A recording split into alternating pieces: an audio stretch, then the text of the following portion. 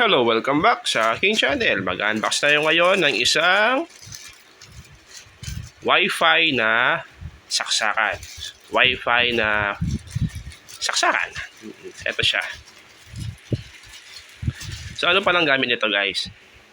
Ang gamit nito is pwede mong makontrol ang iyong appliances gamit ang iyong phone. Basta't nakakonect itong saksakan na to sa Wi-Fi. So binili ko to dahil may PisoNet ako. So minsan iniiwan ng mga bata yung electric fan na nakabukas sa labas. So pag wala kami syempre hindi ko na mababantayan yon. For example, wala ako sa bahay. Ayan, wala tao sa bahay. Yun. Minsan kasi nagpipisonet sila kahit walang tao. So ngayon, iniiwan nila nakabukas yung electric fan. So sayang yung kuryente. So dito, makokontrol mo yung yung electric fan, pwede mo siyang i-on and off. May timer din. So ito siya, smart socket, Crabtech. Works with Alexa, works with Apple Siri. Hey Google. So, ayan. Basahin nyo na lang yung kanyang specifications. And app control, Wi-Fi connection, voice control, set timers. So, meron siyang app sa cellphone. So, ilalagay ko siya dito sa aking main cellphone. So, ito pa nang-record ko yung sa cellphone. Okay. So, ito nga pala yung itsura niya, guys. Ayan. Siyempre, meron siyang button dito. Ayan na napipindot siya. Power on and off. Tapos, meron siyang user manual. So, kung saan mo i-ano yung apps. Ayan, no. User manual. Saan mo i-download yung app. So, ito, ilalagay ko dito sa cellphone ko. Okay. Tapos, i-test natin sa electric fan. Ayan, guys. Yun lang. May problema itong Crabtech Home na app kasi tingnan nyo, scan ko yung QR code Ayan. Go to website. Open with Chrome.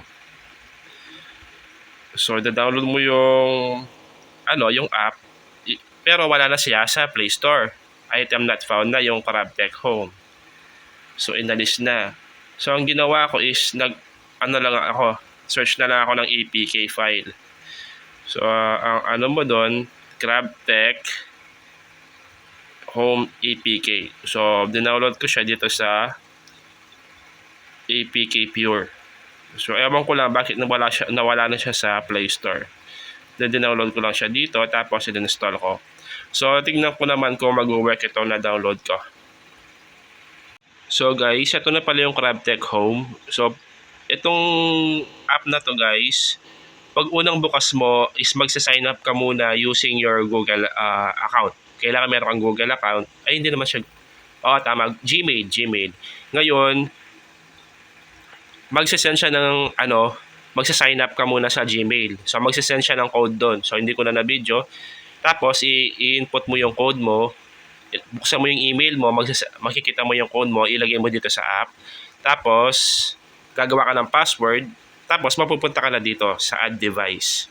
Okay, so add device. Siyempre, sasaksak muna natin to sa socket. Okay, para ma-configure natin. Ayan, kailangan mo lang ng isang ganito maghahanap muna ako. So, ayan guys, diyan ko na lang siya sinaksak. Test muna natin. Add device. So, sabi dito, okay, require yung GPS natin dapat nakabukas. So, ito yung add manually socket, power strip. Okay. Dahil dito tayo sa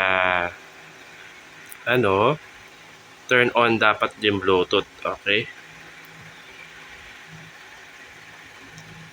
Okay. Turn on natin yung Bluetooth. Tapos, so dyan na lang may discovering.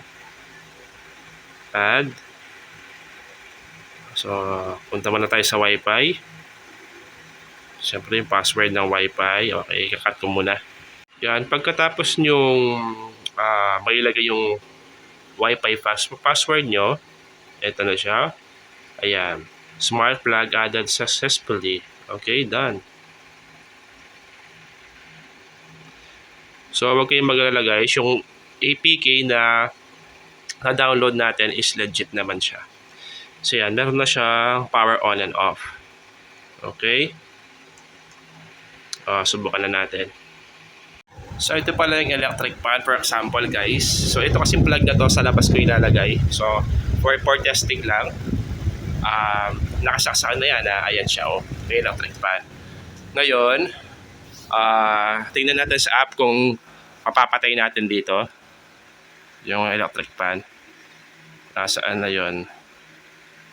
Ayun, Crabtech Home ulit. Ayan. Ayun, yung smart plug. Na-detect niya. So, click natin yung smart plug. Tapos, pwede natin siyang power on and off. Subukan natin ha. Sana gumana siya. Ayun. So, power off siya ngayon. Kung mapapansin nyo guys, ayan na. Patay na ang ating electric fan. Diba? So, ito syempre, plug to. So, kahit na anong appliances na pwedeng i-on and off, pwede rin. So, electric fan, power on natin. Tingnan natin ha. Ayun, na-on ulit. Off natin ulit. Ayan, namatay siya. Ayan. Patay na ha. Patay na yan. Na-on ko ulit ha. Diba? Ang galing. So, yun guys. Legit naman yung yung plug. So, ang problema lang dito is, yung app niya is, yung official app niya, wala na siya sa Play Store. So, ayun. So, maliban doon, syempre, meron din tayong timer. Ayan. Pwede ka mag-add, di ba? So, nasa sa inyo na lang kung paano siya gamitin. Meron din sa settings. So, hindi ko na ito i-explain. So, ang importante lang is, kahit saan ako magpunta, basta't may data ako, pwede kong patayin ang aking electric fan sa labas dahil may piso net ako doon, nakakalimutan ng mga bata. So yun guys, thank you so much for watching and please subscribe to my channel. Isa pa. Ayun, pinatay ko. So ayun guys, thank you so much and bye.